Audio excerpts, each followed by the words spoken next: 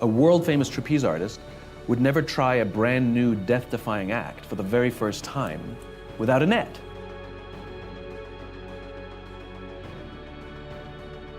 Passion is not an input, passion is an output.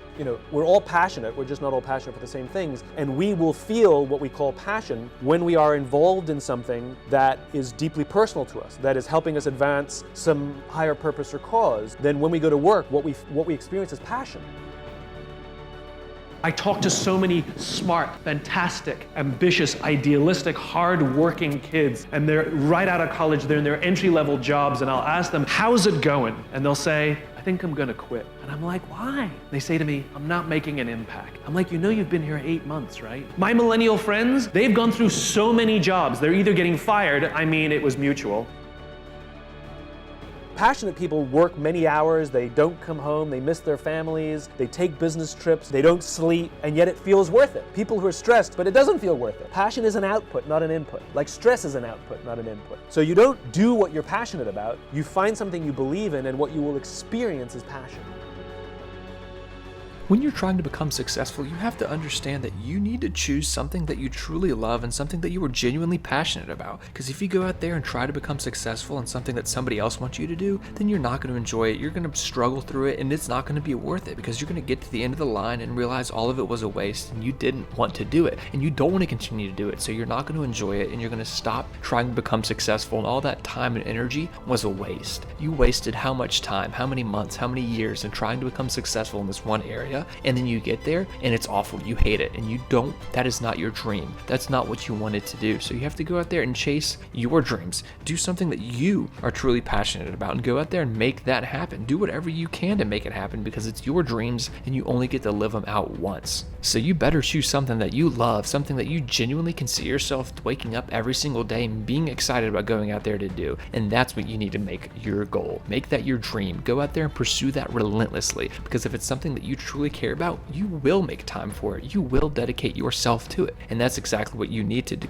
And now once you get there, you have to understand that you need to keep improving, keep being better than you were every single day. Go out there and try to realize that there's so much in this world that you don't know, so much that you haven't learned, and how much that can impact your pathway to success, how much that can improve your knowledge, and go out there and make a better person and make the world a better place. My journey is very much like many other people's journeys, my entrepreneurial journey. I was young, I thought I could do it myself, and I started a small business. And the first few years are exciting. There's the statistic that hangs over your head that over 90% of all small businesses fail in the first 3 years. The first 3 years were just that, they were a race. And by the time we reached our 4th year, we'd beaten the statistic. And I was now a member of a small club in the United States. And except that 4th year, everything changed for me. All the passion and excitement went away. And I was no longer excited to get out of bed, do the same thing every day. Love, a job you find joy from, is not something you discover. It's not like, I found love. Here it is. I found a job I love. That's not how it works. Both of those things require hard work. You are in love because you work very hard every single day of your life to stay in love. There's a paradox being a human being, unfortunately. At all times, every moment of every day, we are both individuals and members of groups, right? We are both responsible for ourselves and our own happiness and our own joy, but at the same time, we're members of families, we're members of teams, we're members of companies, like we're members of multiple groups every single day, every moment. And this produces some complication.